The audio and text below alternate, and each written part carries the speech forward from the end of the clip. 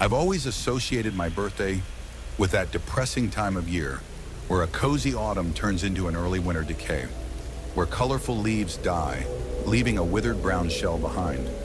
Still, people are expected to celebrate their birthdays. It's strange if one doesn't. I don't. My fiancée recently asked me why I never celebrate my birthday, and it's a hard one to explain. When you've been through something traumatic, everything sort of brings you back to that moment, one way or the other. And while I'd love to tell her about it, I don't think I can without sounding like a maniac. I thought I'd start by just telling my story anonymously and sort of go from there. It was the year I turned 13. Since You've Been Gone was blasting on the radio every hour of the day, my friends and I were quoting How I Met Your Mother religiously. It was a good time to be a kid. Since my birthday was in the middle of the school week, my big birthday plans were postponed until the upcoming weekend.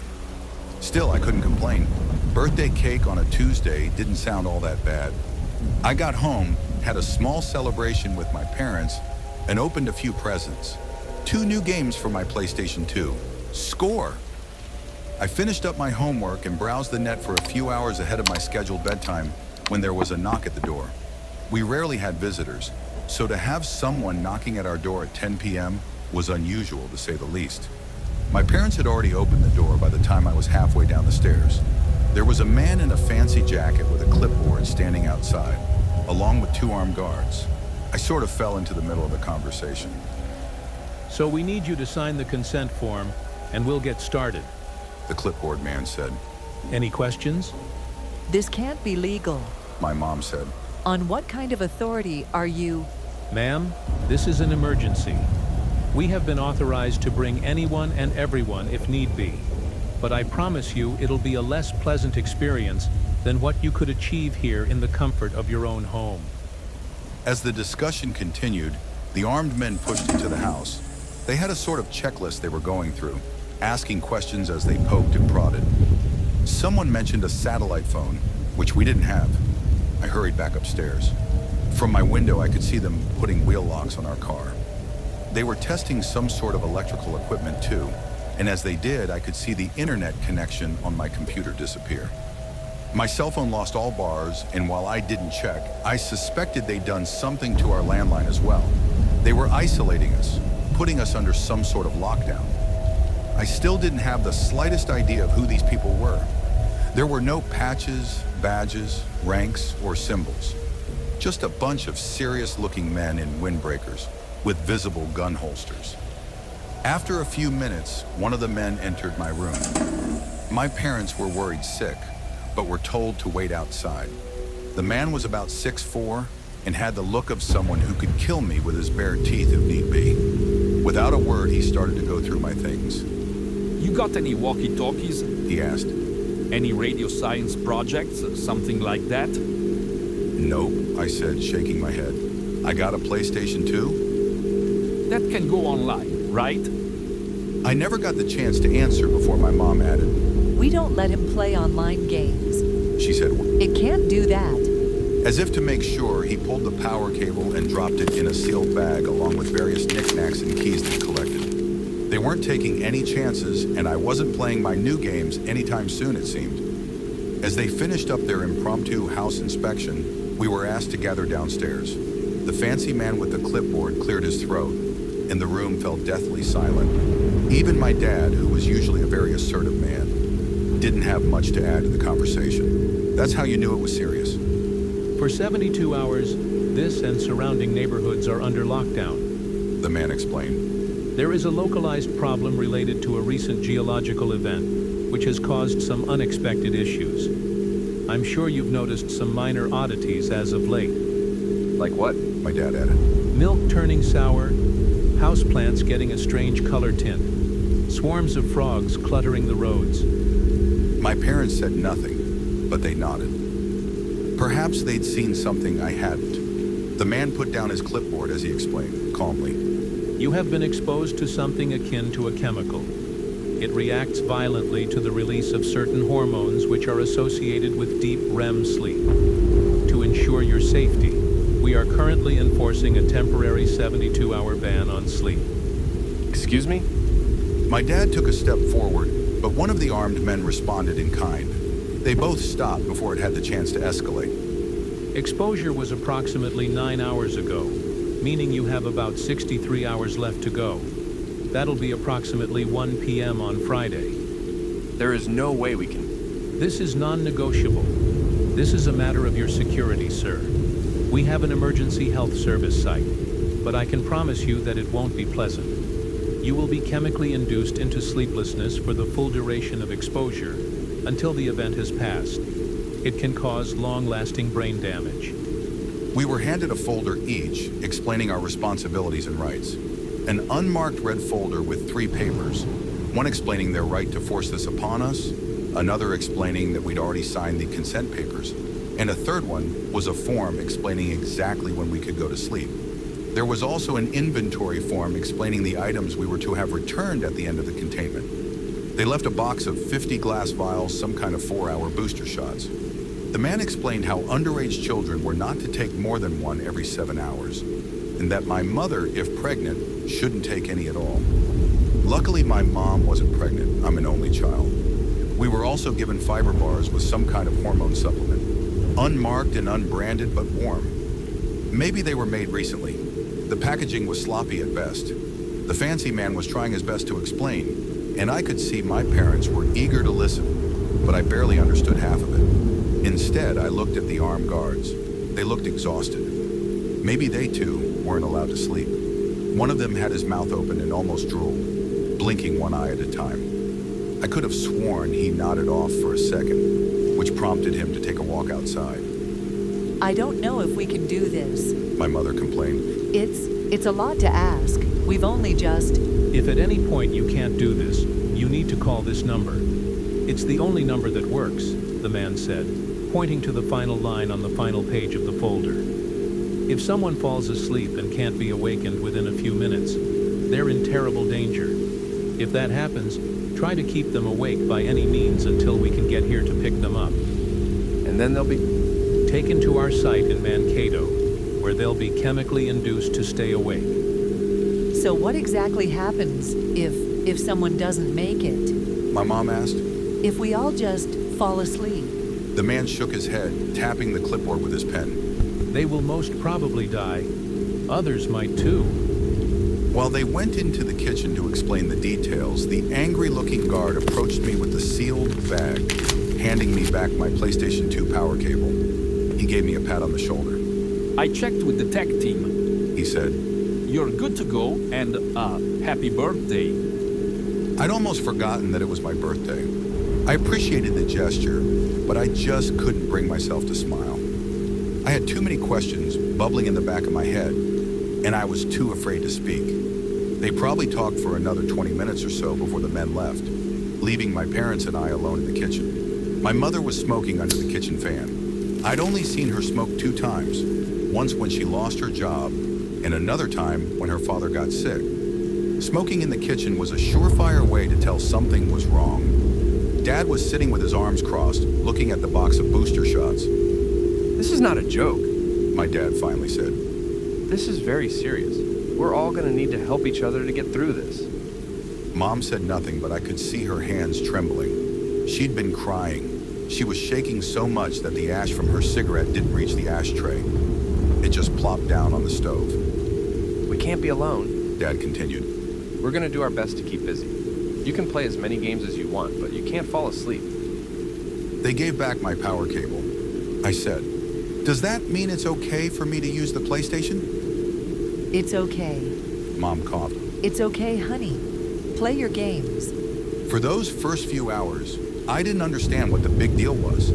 No more school for the rest of the week, no bedtime, and unlimited screen time. That didn't sound too bad. I gamed late into the night. Sly 2 and Ratchet & Clank were on the menu, and I had a blast. I got some snacks along with one of those fiber bars. They tasted like twigs and raisins, but it made my brain calm. Not tired, but it made it easier to focus. It also made it harder to shut my eyes, making my eyelids itch. All lights in the house were kept on all throughout the night.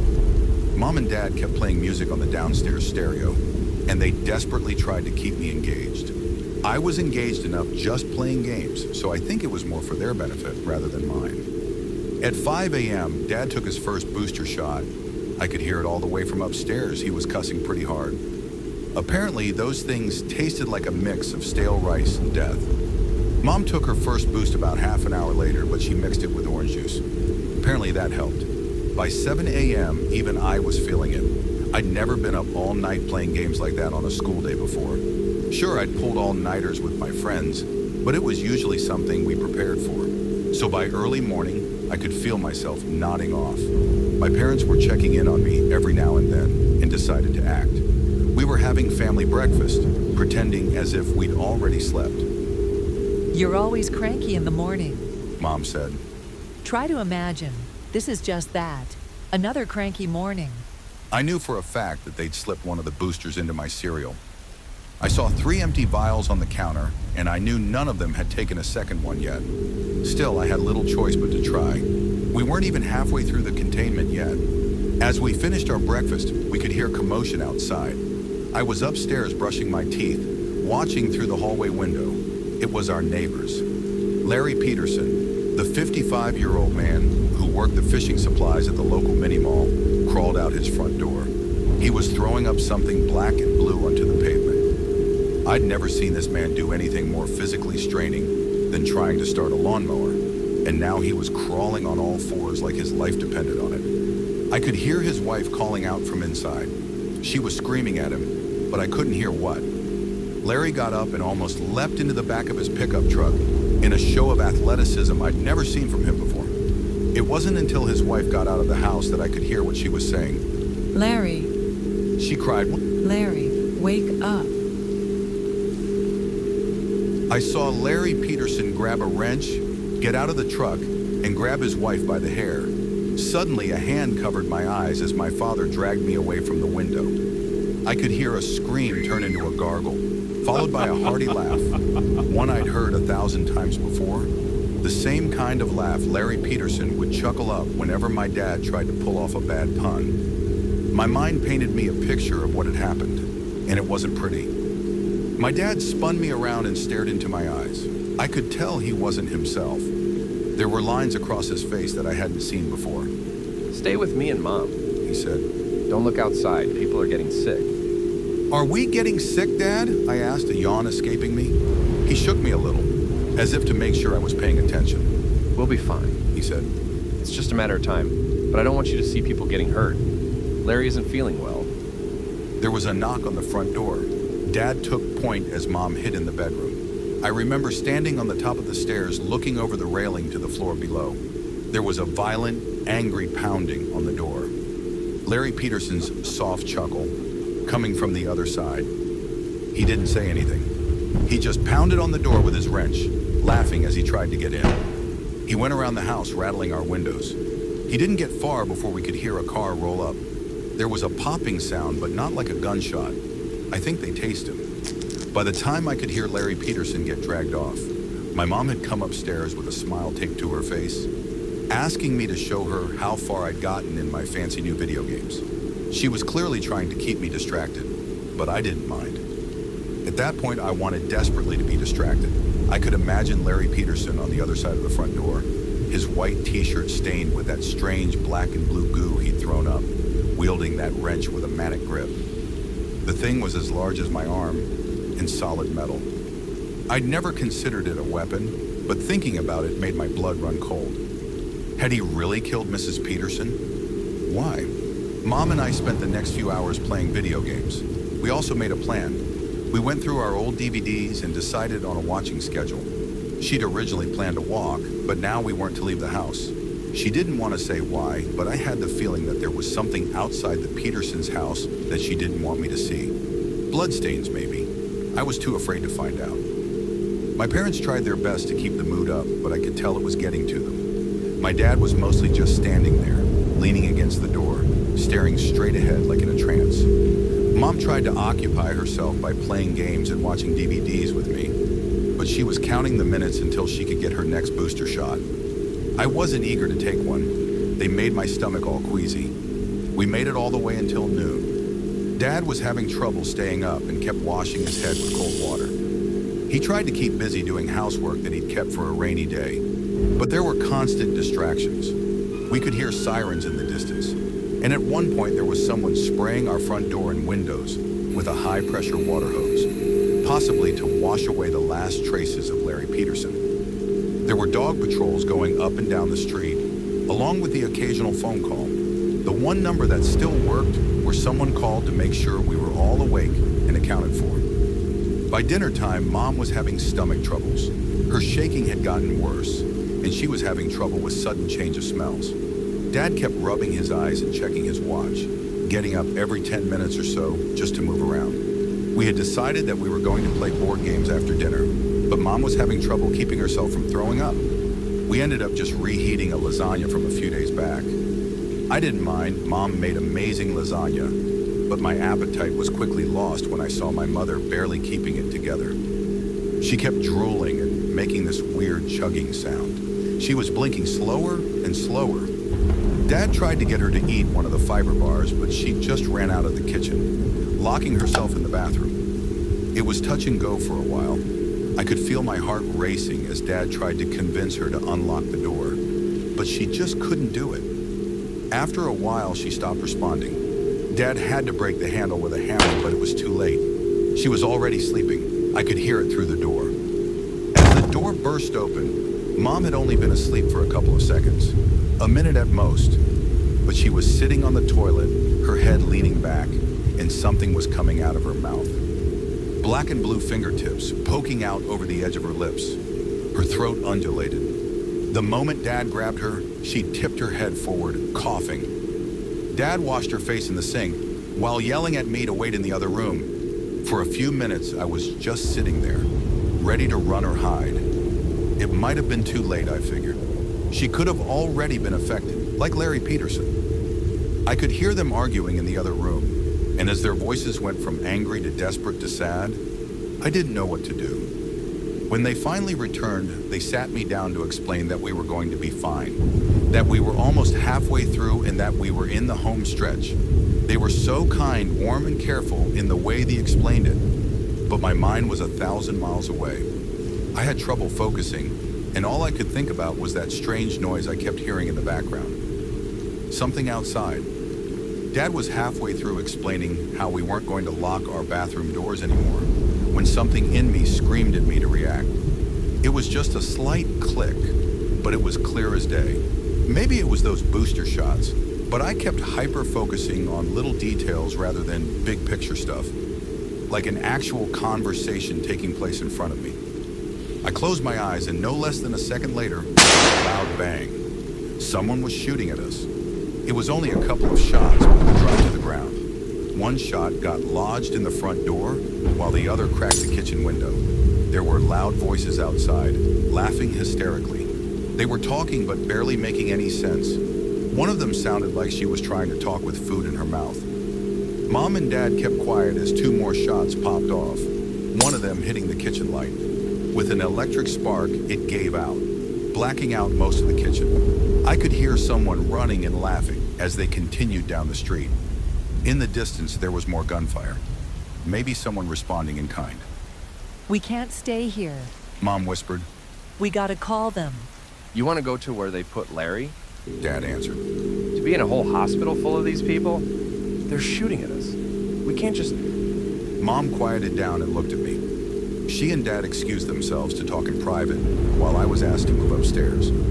I was to stay away from windows, and I couldn't sit or lie down. They'd be up to check on me in a bit, but of course I was too curious. While still hearing them argue downstairs, I checked an upstairs window. I could see pretty far down the street, and in the distance I could make out a car stalling on the side of the road. The headlights were still on, but it was surrounded by at least 6 people. 2 of them were dressed like the armed guards we'd seen earlier. It took me a while to realize there was an old man sitting in that car. I'd seen him around a couple of times, but I didn't know his name. The surrounding people were trying to crack the car windows with various weapons, tire irons, bricks, hammers, lead pipes, whatever they could get their hands on. It didn't take them long to break through. They reached in to pull the man out. It was too far off for me to hear his screams, but I could vaguely see what they were doing. They held him down and covered his face with their hands. His eyes, his mouth, his ears, leaving only his nose to breathe through. Then they just sat there. It took me a moment to realize what they were doing. They were forcing him to sleep. After a few minutes, they let go of him. The old man slowly stood up, leaned against his car, and started to dry heave. After a while, the same blue and black goo that I'd seen from Larry Peterson started pouring out of his mouth, stopping only as he coughed up some kind of clot that could barely fit in his mouth. A clot that moved. As he straightened his back, he looked at the strange group, and they walked down the street together. Some jogged, some sprinted. One of them crawled, but it looked like he held on to something with his teeth. Either that or something was coming out of his mouth. Something long. As they hurried down the street, I could hear more gunfire. In the distance, coming from another way, I could see another group of people. At least a dozen, but heading in another direction. Roaming gangs of sleep-deprived sick people. God knows how this thing affected them long term. When my parents were done discussing, they sat me down to explain that we were going to stay indoors and keep away from the windows, just in case. We were locking all doors and windows, closing all curtains, and not playing anything louder than necessary. We were to draw as little attention as possible. Of course I agreed.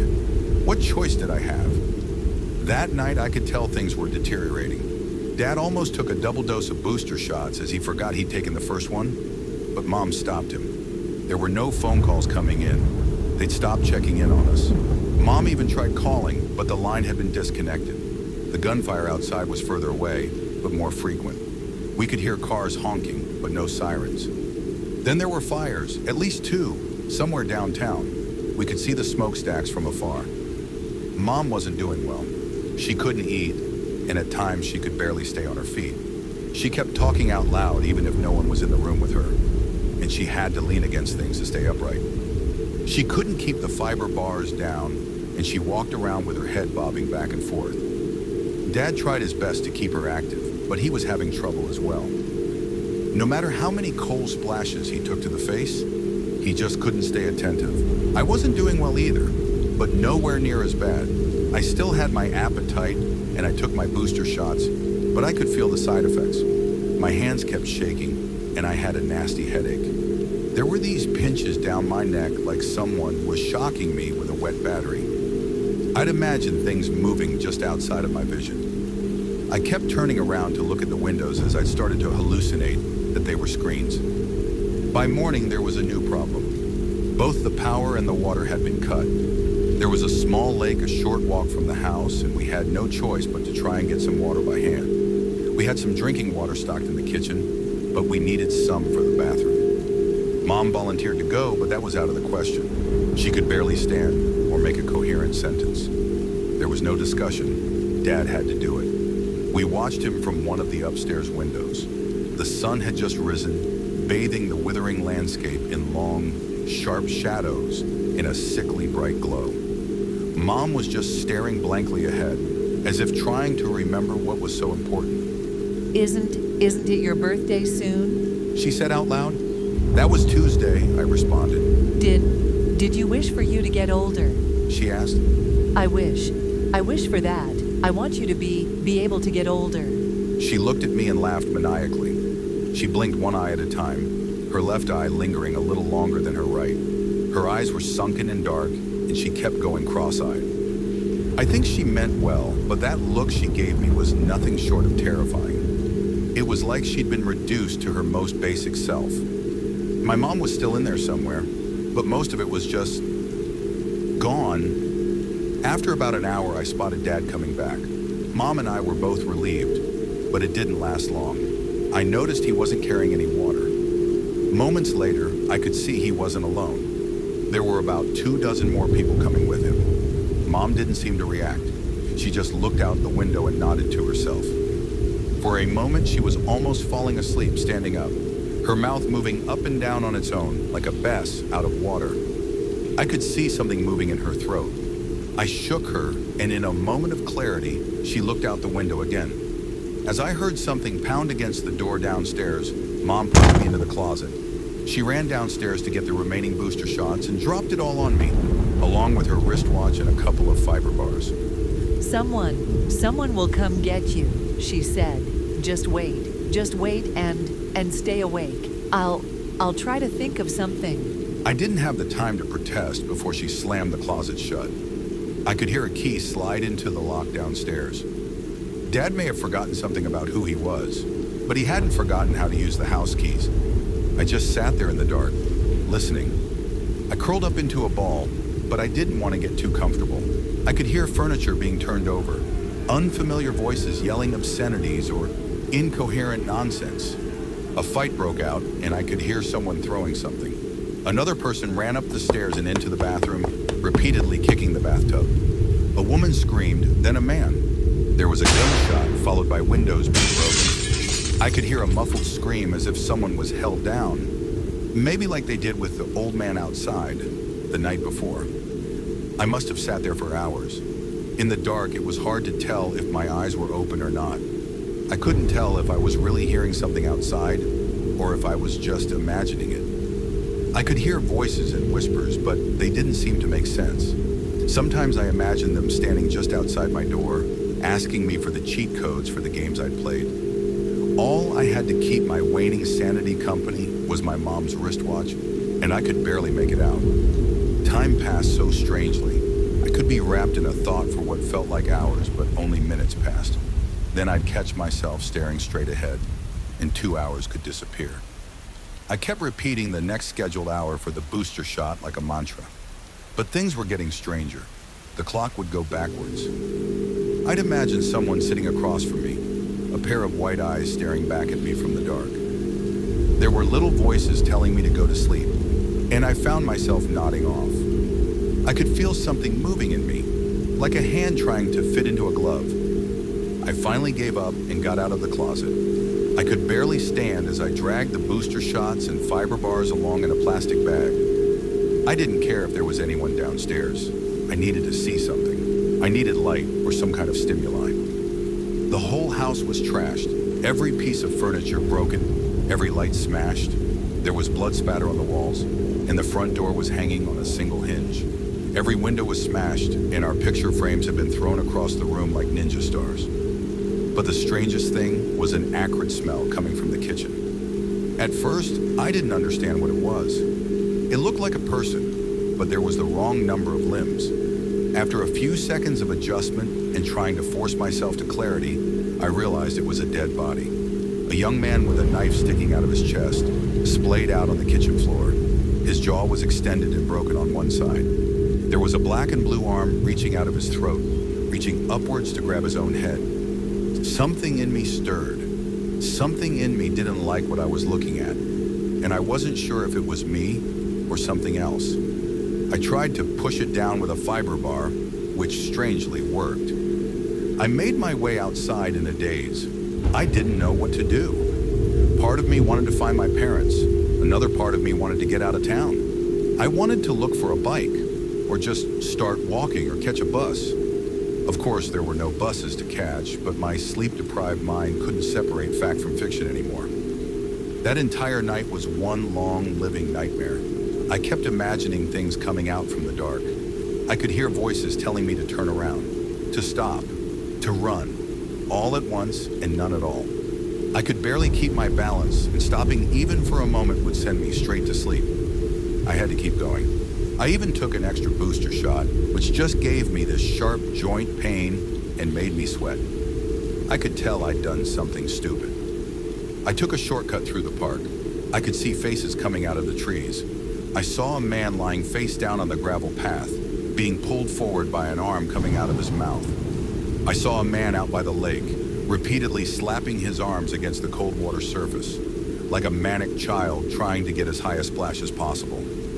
Some of it was real, some of it wasn't. I couldn't tell which was which, not anymore. When I finally reached downtown, I saw at least 24 people gathered outside a burning building. All of them with black and blue arms reaching out of their mouths, stretching toward the flames, as if slowly wafting air towards them. Like human kelp moving against an invisible current, they leaned back and forth in unison, praising whatever chaos they caused without a word or sound. And yet I could hear them, welcoming me, beckoning me, all voices unique, carried to me by an unfelt wind. Come closer. It begged. You belong here. I turned away and the voices grew louder, desperate, screeching, demanding my attention, my devotion. Some of them coming from outside, some of them coming from the rumble of my stomach. It's already here. It laughed. It'll never go away. It'll never sleep. It'll never stop. Hands reached for me, a face in every window, voices reaching from beneath the concrete, gunfire, broken windows, glass cracking under my rubber boots as I shuffled past burnout cars. It was dark, then bright, then dark again.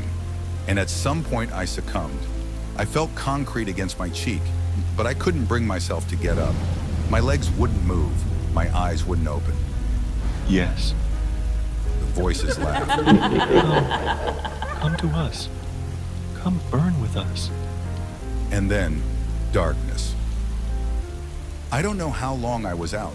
Hours, maybe half a day. I woke up to see a man running towards me, asking me if I was okay. A car had pulled over, bathing me in a warm light. By the side of the road, a colony of frogs looked at me. In the distance, my eyes landed on a discolored sunflower. It had turned blue. Strange how you don't notice the most obvious changes until they stare at you in the face. Turns out, exposure had happened at least 6 hours earlier than the man with the clipboard had predicted, and I'd been awake long enough for most of the effect to pass through my system. I was found unconscious by the side of the highway, about 9 miles from my house. While I did have an uncomfortable, dreamless sleep, the effects it had on me were nowhere near as bad as what had happened to most of the neighborhood. I'm sure you've heard of it. Riots, they called it. Just another mess up in a low-income area. I don't even think it reached national news. Some of the people who succumbed to it early got permanent brain damage. Larry Peterson was never the same, but it was hard to tell if it was because of the emotional trauma or the sleep thing. Either way, he had to have a nurse come look after him a few times a week for the rest of his life. Mom and Dad weren't completely unharmed either. Mom developed some kind of narcolepsy after that night, spontaneously nodding off at the most inopportune times. Dad lost his sense of taste and smell. To this day, they're having a hard time explaining what exactly they experienced. To them, it was just like going to sleep and having the most horrible nightmare, only to wake up in a hospital bed. Sometimes I wonder if I did fall asleep. Some of the things I saw were so strange that there was no way to tell if they were real or not. I vividly remember that scene of hands waving back and forth outside that burning building downtown. It had to be real. That building really did burn. As you might imagine, I have a hard time looking back at this. Thinking too much about it gives me this icy feeling in the pit of my stomach. Like a small part of me believes that this is all just a big nightmare, that I'm still just a clock's tick away from waking up in that closet with someone standing just outside waiting for me. Or maybe it's something inside of me, still waiting to grab the reins. Maybe it's just a night away.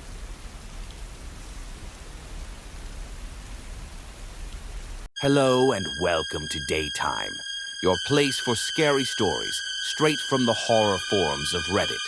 Make sure to like and subscribe for more horror tales of things that go bumping the night. On tonight's episode, a man who falls in love discovers that his girlfriend is hiding a deep secret. So, tonight, I'll be telling you how Millie made me sick. Have you ever been really, really in love with someone? Where your every waking thought is concentrated solely on them, and the time when you're not with them feels like an eternity, counting down the minutes. Maybe you've felt that way. Maybe you haven't. I've had my fair share of relationships where I've had my head messed with over and over.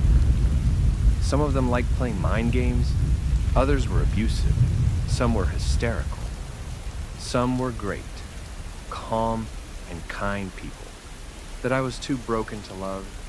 Then there's Millicent, or Millie. She was too good to be true. I've been part of the workforce for a few years now.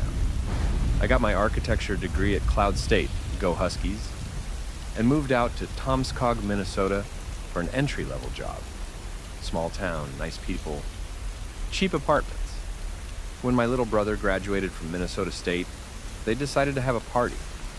He studied law, and we had a class full of future lawyers, looking to get some stress out after taking the bar exam. 4 open apartments on the same floor, everyone invited. It was the kind of frat-fueled party frenzy you see in the movies. I can't believe some of the people I met there were aiming for positions of power. I met a guy there who swore he was going to be on the Supreme Court. He did a keg stand 10 minutes later. Legend. That's where I first met Millie. If I'm a solid 6, she would have been an 11. It was hard not to gawk. She had short blonde hair, a Cannibal Corpse t-shirt, and the kind of jeans that you just throw on to get out of the house. She could have been wearing a plastic bag for all I cared. Her almond-shaped face was so unique. She was absolutely gorgeous, with a deceivingly large smile. No piercings, not even earrings, no makeup. She made her way through the room, seemingly knowing everyone. A beer just magically appeared in her hand, and before I knew it, an hour had passed. I found myself standing beside her in the hallway. Music was thumping all around us, but all I could hear was my own pulse. I've never experienced anything like it before. Actual love at first sight. "You don't look like a lawyer," she smiled. "You a +1? Here with my brother." "Is he the one slamming fisherman shots? Chatting up Kate in the kitchen?" Allegedly. He absolutely was. He was on his 7th shot. Millie was delightful. Seeing that big smile up close was enough to break all the ice in the room. I felt like I could tell her everything, and we ended up talking for hours. I was completely sold. By the end of the night, we were making out in the backseat of my car like teenagers. I'll be the first to admit that I got a bit obsessed with her. I texted her every day, but she always seemed so busy. She hadn't graduated yet. She was getting a master's degree in applied statistics. She didn't seem like the kind of person who would spend hours cooped up in a room with a bunch of numbers, but everything about Millie was a mystery to me. We started dating regularly. Most of the time, we were just going out to eat and watch a movie. Nothing big. The night would always end the same, though, with a heavy makeout session. Sometimes more. She loved just hanging out at my place, even though she thought my scented candles was a bit much. I like sandalwood, sue me, but something was wrong. I've never been very sickly, but I started developing multiple ulcers, and I was losing a lot of weight. I've always had a bit of a frail physique, so losing more weight was dangerous. I could barely make it out of bed some days, and I remember once just sitting with a plate of spaghetti in front of me and trying to force myself to eat. It was too painful. I used to love pasta, but at that moment, it looked like I'd opened a can of worms. Of course, when I told Millie about it, she would always come right over. She took care of me for days at a time. Helped me cook, clean, make the bed, pretty much everything. She used to bring over this delicious yogurt that made me feel like an actual human for a while. We'd cuddle up and watch Friends for hours on end. And of course, plenty of making out. That goes without saying. But things just got worse. It got to the point where I had to be hospitalized and put on intravenous drip, as my body seemed unable to keep food down. My parents drove up to see me. All I could think about was Millie and how worried she'd be. Oddly enough, she didn't come see me despite me texting her about it. The doctor talked about a serious vitamin B deficiency. I was given plenty of pills and a strict dietary regimen. I'd be back on my feet and ready to get back to work in a couple of days, he promised. He also told me I had to stop smoking or I'd develop a serious emphysema. When I told him I didn't smoke, he just shook his head in disbelief. I was given some prescription painkillers. The day I was let out of the hospital, I met Millie in the parking lot. She seemed surprised that my brother was there with me, and the two of them met for the first time. It was an awkward meeting on both sides. No more than a, "Hey." That was it. Later that night, I called him about it. Millie had gone home for the night, but she promised she'd be back after class the following day. My brother hadn't seen us together before, so I figured he was just surprised. "I'm happy for you," he said, "but she's bad news." "You're just jealous," I laughed. "No, I mean, she has a reputation." "Come on. I'm telling you, she's weird. She only dates sick guys." Apparently she had dated 3 guys who were all very sick. 2 of them had to move out of state for special treatment. The 3rd moved back in with his parents for long-term care. The next time Millie came back to my place, we ended up making out in the bedroom. I couldn't shake the idea that she was dating me for a reason. I noticed I was having a hard time opening my eyes or pushing her away. I was so occupied with those loving little kisses. Finally, I forced myself away to get a good look at her. I kind of wish I hadn't. We stopped kissing suddenly, and I opened my eyes. There was something wrong with her. Her eyes seemed larger, and her pupils were so dilated that her eyes looked black. There was an odd shape to them, similar to that of a frog. It was as if she was looking straight through me. Her mouth was round, leech-like, framed by her stretched, pillowy lips. Her teeth were longer and serrated. Her neck seemed elongated to the length of my forearm. We weren't actually tenderly kissing. She was holding me down. She had wrapped her legs around me like a tick and dug her spiky fingers into my back. A thin stretch of black smoke rose from her nose. It dawned on me. We had never just kissed or made out. She'd done this to me 100 times. She would lull me into this hypnotic state and then just suck the life out of me like a leech. She would blow white smoke into my lungs and then inhale black smoke back into herself. We would lie there, her breathing through my body for hours. I wouldn't remember anything but a pleasant night with the pretty girl, as my body was flooded with hormones and adrenaline, drained of whatever she needed from me. The painkillers must have made it easier for me to wake up. I had woken up like this before briefly, and every time she would just clamp down and make me forget again. Millie was inches away from my face. She held me down, but I managed to free my arm. I pushed my hand against her face. She shrieked. Not a scream, but a weird shriek. She was inhaling air through what sounded like 3 different windpipes, making a flute-like reverse yell. I was coughing up black smoke, and she tried to suckle up every puff. I managed to roll over, but she clung to me like a backpack. I felt that round mouth trying to attach to me, but I was moving too much. She was surprisingly light, but far stronger than me. I could feel her arms and legs around me clinging. She had 4 other limbs, long bone-like appendages, shiny from some kind of grease. She lifted us off of the floor, her arms and legs holding me like a cocoon. The round mouth got a hold of my neck, and for a split second, we were back on the bed, making out. Tender kisses and sweet whispers. And dash. But we weren't. I was being flooded with hormones, my head dipping in and out of consciousness. As I coughed up the final puff of black smoke, I felt my mind clearing. With my free arm, I grabbed the candle lighter on my nightstand. Maybe she didn't actually care about the scented candles so much as the lighter. I twisted my arm in a weird angle and turned on the lighter. I set her signature Cannibal Corpse t-shirt on fire. She let go and fumbled away. She tore off her shirt, and I could finally see her for what she really looked like. This wasn't the girl I'd seen at the party. Her face was longer and smoother. Her midriff was thin, stretchy, and ribbed like an earthworm. Her entire body vibrated with every shallow breath. 6 eyes in the middle of her torso, 2 columns of 3. They all blinked and moved independently. There were veins where they shouldn't be. Oddly shaped appendages, translucent skin. She was spasming, scrambling to look human.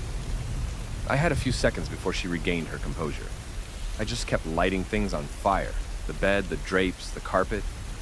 With every lick of flame, she'd just shriek more. "I want you back!" her head cried. 3 windpipes, no longer trying to emulate the sound of a unified voice. "I'll be careful. You won't remember." My heart was pounding so hard I could barely hear her. The smoke alarm went off.